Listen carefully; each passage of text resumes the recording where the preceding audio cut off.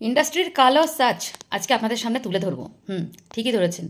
ওই যে সাহেব ভট্টাচার্য আর ঋত্বিকের একটা লিঙ্ক আপনাদের দেবো, আর ভিডিওটা আমি দেওয়ার চেষ্টা করছি, এখানে লাস্টে সেটা দেখাবো আপনাদের।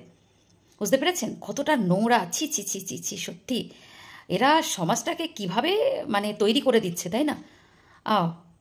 আমি নয়, কিছু কিছু মানুষ এগুলো নিয়ে ভীষণ নাচানাচি করছে। আপনারা কী ভাবছেন যে আপনাদের আমি লিঙ্ক দেবো, কচু পোড়া দেবো?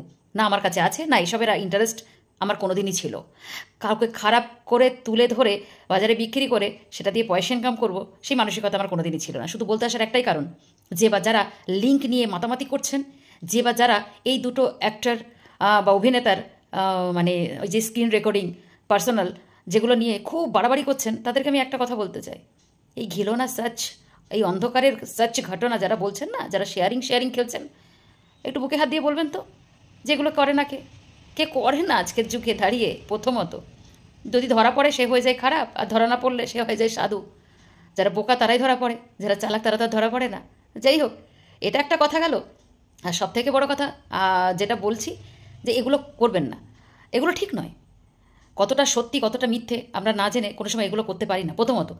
আর এআইয়ের মানে সিজন চলছে, সময় চলছে, আপনিও সাবধান থাকুন। আমরা সবাই আমাদের সাবধান হয়ে থাকা খুবই জরুরি।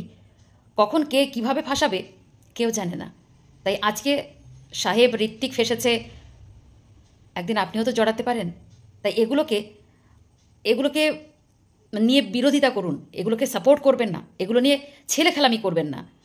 কারোর কি বলো ইন্টিমেট জিনিস নিয়ে মানে আমি সাধু সে খারাপ, এগুলো করা ঠিক নয়, তাই না?